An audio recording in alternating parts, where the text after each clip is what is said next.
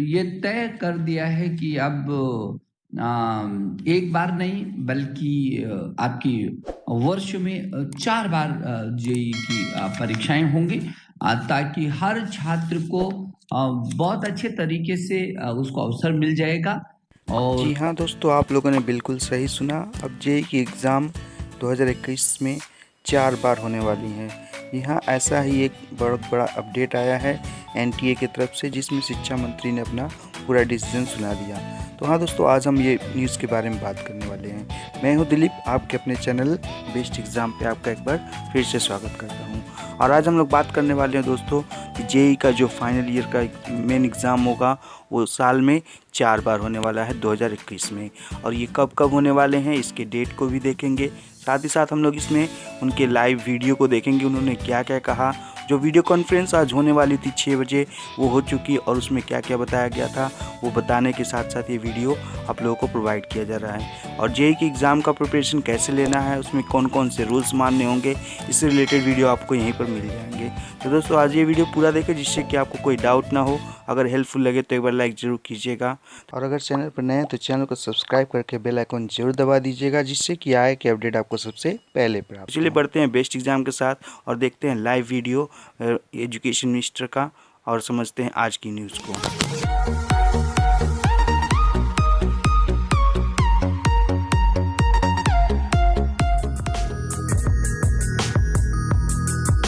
प्रिय छात्र और छात्राओं, अध्यापकगण और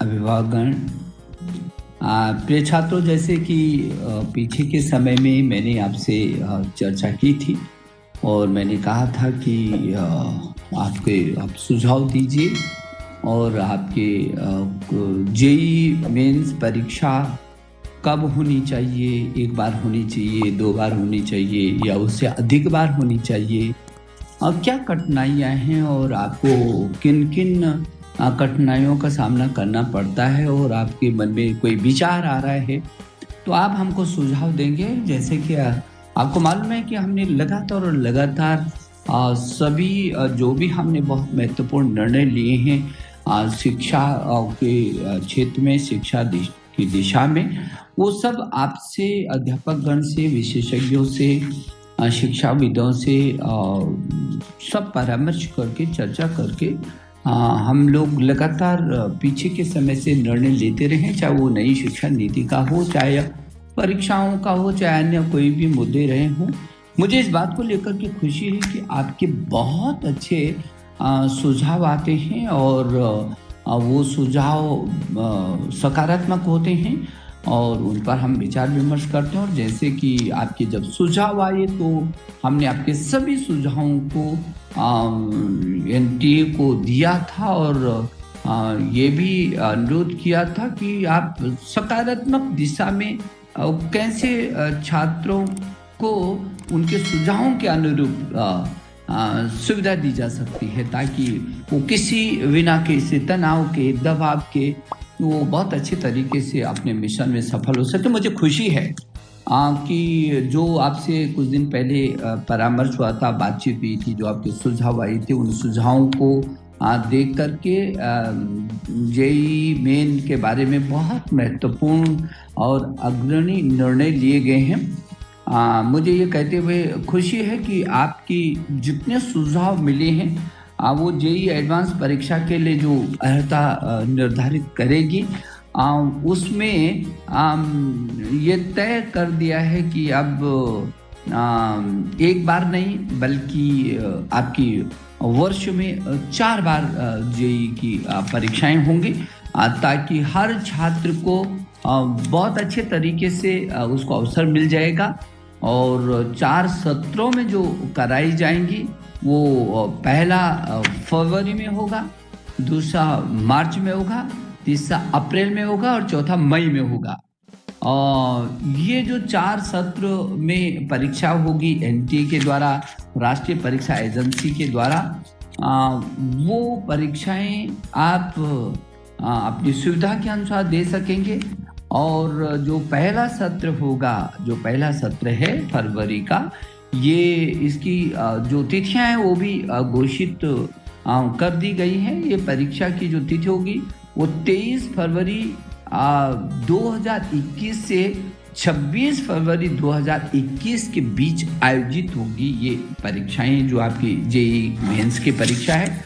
और उसके बाद फरवरी के बाद मार्च में भी तिथियां होंगी, मार्च के बाद अप्रैल में भी होंगी, फिर मई में भी होंगी। आपको बहुत बड़ा मैदान आपके लिए खाली है और आपके लिए एक अनेक अवसर हैं। कितना लाभ आपको इन 4 सत्रों में जो विभिन्न पारियों में होंगे, वो विभिन्न पारियों में होने वाली 4 अलग अलग सत्रों में, अलग अलग तिथियों में, अलग अलग महीनों में जो परीक्षाएं होंगी, उससे आपको एक तो आपको अंक सुधारने का बहुत अच्छा अवसर मिलेगा और अपना सर्वश्रेष्ठ कैसे अंक आप अर्जित कर सकते हैं, ये बहुत अच्छा अवसर आपको मिलने वाला है। पहले प्रयास में यदि अभ्यर्थियों को परीक्षा देने का अनुभव प्राप्त होता है तो उन्हें अपनी गलतियों का भी आपको पता चलेगा, और जिससे जब दूसरा प्रयास आप करेंगे तो उसमें बहुत सारी गलतियां दूर हो जाएंगी और आपका आत्मविश्वास भी बढ़ेगा और आपका जो समय है वो बर्बाद नहीं होगा। पूरा वर्ष जो बर्बाद होता है कई बार, वो बर्बाद होने से रुक जाएगा। यदि किसी कारणवश परीक्षा में कभी आप जैसे सम्मिलित नहीं हो सके तो कम से कम दूसरे सत्र की परीक्षा के लिए आप तैयारी कर सकते हैं। आपको एक अवसर में यदि चूक हो गई तो दूसरा, दूसरे में चूक हो गई तो तीसरा, तीसरे में चूक हो गई तो चौथा। तो आपके लिए मैं सोचता हूँ कि इतनी सुविधाएं प्रदान की जा रही हैं कि आपके मन में कहीं कोई कसक नहीं रह जाएगी। यदि किसी कारणवश किसी अभ्यर्थी की बोर्ड की परीक्षा 1 महीने में होती है जिसमें के बाद जेईई में नहीं बैठ सकता तो उसको भी नुकसान नहीं होगा। वो दूसरे, यदि उस महीने में उसकी परीक्षा है तो कोई ज़रूरत नहीं, वो दूसरे महीने में कर लेगा, तीसरे महीने में कर लेगा। यदि किसी अभ्यर्थी के मन में कभी कोरोना का भय होता है और वो अनिश्चितता की स्थिति से गुजरता है और कई बार जो वर्तमान में परिस्थितियां चल रही है, यदि भविष्य में भी ऐसा होता है तो अलग अलग स्थानों पर कुछ प्रदेश ज़्यादा, कुछ क्षेत्र, कुछ प्रदेश ज़्यादा चपेट में आ जाते हैं, तो उनको भी उस समय में उनको मुक्ति मिल सकती है। जो दूसरा उनके अनुरूप समय आएगा उसमें वो बहुत अच्छे तरीके से कर सकते हैं। और उम्मीदवारों के लिए अनिवार्य रूप से परीक्षा में उपस्थित होने की आवश्यकता नहीं है कि हर परीक्षा में उसको उपस्थित होना है। यदि एक अभ्यर्थी को 1 से अधिक परीक्षाओं में उपस्थित होना है तो वो बेहतर अंक जिस 4 परीक्षाएं यदि दी हैं उसने, तो उन चारों में जो भी बेहतर तरीके से उसके अंक होंगे वही उसको अंतिम परिणाम होगा। चारों में से वो सुनिश्चित हो जाएगा जिसमें सर्वाधिक अंक उसके होंगे वही सम्मिलित होगा। एनटीए ने पाठ्यक्रम में संशोधन के संदर्भ में देश भर में विभिन्न बोर्डों के द्वारा लिए गए निर्णयों को भी ध्यान में रखा हुआ है और ये निश्चित किया है कि प्रश्न पत्र में 90 प्रश्न होंगे, क्योंकि आपके बहुत सारे मन में थे कि कभी सीबीएसई बोर्ड है, विभिन्न देश के विभिन्न प्रदेशों के अपने अपने बोर्ड भी होते हैं, उनकी परीक्षाएं भी अलग अलग समय में होती हैं, तो कठिनाई का सामना भी करना पड़ सकता है।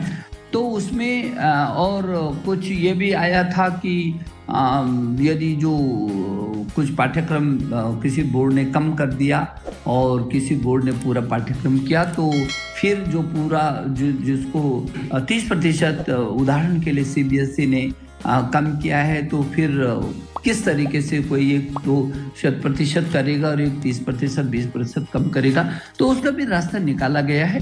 और इसलिए निश्चित किया गया है एनटीए के द्वारा कि 90 प्रश्न होंगे जिसमें जो अभ्यर्थी को केवल 75 प्रश्न ही हल करने होंगे, तो उसमें ये भी और वो भी सभी कवर हो जाएंगे। इसमें 15 वैकल्पिक प्रश्नों में नकारात्मक नंबर भी नहीं दिए जाएंगे। जो 15 वैकल्पिक प्रश्न होंगे उसमें नकारात्मक नंबर भी नहीं दिए जाएंगे। उम्मीदवार के सर्वश्रेष्ठ एनटीए प्राप्तांक के आधार पर ही उम्मीदवार की मेरिट सूची और रैंकिंग बनाई जाएगी। तो बहुत अच्छा अवसर है, मैं शुभकामना देना चाहता हूँ आपको कि इस अच्छे अवसर का बहुत अच्छा आप लाभ उठाइए। और आपको जैसे कि मालूम है कि हमारे देश के प्रधानमंत्री जी की बहुत इच्छा है कि जो दूरस्थ क्षेत्र के छात्र भी इंजीनियर बन सके और अपनी मातृभाषा में आने वाले छात्र भी इंजीनियर बन सके। तो अभी पहले चरण में पहला कदम सशक्त तरीके से उठाने की कोशिश की है एनटीए ने, और मुझे कहते हुए खुशी है और गर्व भी महसूस होता है कि पहली बार देश के अंदर जो जेई की जो मुख्य परीक्षा होगी वो पहली बार 13 भाषाओं में आयोजित हो रही है। वो अंग्रेजी में, असमिया में, बंगाली में, हिंदी में, गुजराती में, कन्नड़ में, मलयालम में, मराठी में, उड़िया में, पंजाबी में, तमिल में, तेलुगु में, उर्दू में। और ये जितनी ये भारतीय भाषाएं हैं, इन भारतीय भाषाओं में पहली बार ये जेईई की परीक्षा होगी। तो मैं समझता हूं कि जो मेरे देश के प्रधानमंत्री श्री नरेंद्र मोदी जी का जो सपना है कि अंतिम छोर के छात्र भी इंजीनियर बन सके, वो उसमें भाषा के मुद्दे पर वो पीछे न रह जाए। यदि वो अपनी भाषा में, जिस भाषा में वो पढ़ रहा है, यदि उस भाषा में वो श्रेष्ठ अंक प्राप्त कर सकता है तो उसको पूरा मौका मिले। ये जो परीक्षा है, ये परीक्षा बहुत अच्छे तरीके से आप देंगे। आपको इसकी जितनी भी जानकारी है वो सारी जानकारी आपको प्राप्त हो सकेगी। और मुझे इस बात की भी खुशी है कि उत्तर प्रदेश जैसे राज्य ने पहली बार वो जेईई की इस परीक्षा में सम्मिलित हो रहा है। उसके छात्रों को बहुत अच्छा ये अवसर है, वो अपनी इच्छा के अनुसार प्रवेश ले सकेंगे और इन सभी अभ्यर्थियों को इसकी सुविधा मिल सकेगी। मैं एक बार प्रिय छात्र छात्राओं, मेरी शुभकामना कि आपका मैंने देखा कि जब भी मैं आपसे सुझाव लेता हूं और चर्चा करता हूं तो आपके मन में बहुत सारे सकारात्मक सुझाव होते हैं, मुझे खुशी होती है। और इसलिए हम अध्यापक, अभिभावक को और आप छात्र छात्राएं, हम मेरा जो शिक्षा का मंत्रालय है, शिक्षा मंत्रालय का सारा तंत्र वो लगातार आप लोगों से परामर्श करता रहता है। और मैं भी स्वयं आपसे सीधे मिल करके, आपसे बातचीत करके, आपसे संवाद करके जो कुछ समस्याएं हैं और जिनका समाधान निकल सकता है वो हम ताकत के साथ उसका समाधान निकालने की कोशिश भी करते हैं। और मुझे खुशी है कि ये विश्व की सबसे बड़ी परीक्षा होगी। ये जो परीक्षा जेईई मेंस की परीक्षा होगी और जिस तरीके से ये आयोजित भविष्य में हो रही है, वो विश्व की सबसे बड़ी परीक्षा होगी। मैं एक बार शुभकामना देना चाहता हूँ अभिभावक गण को भी और अध्यापक गण को भी। प्रिय छात्र छात्राओं, आज इस सूचना से आप खुशी होगी, आपको आप उत्साहित होंगे कि आपको यदि एक मौके में चूक गए तो दूसरे में चूके तो तीसरे में चूक गए तो चौथा भी कोई छात्र पीछे नहीं रहेगा। मेरी बहुत शुभकामनाएं आपके अच्छे भविष्य के लिए। धन्यवाद।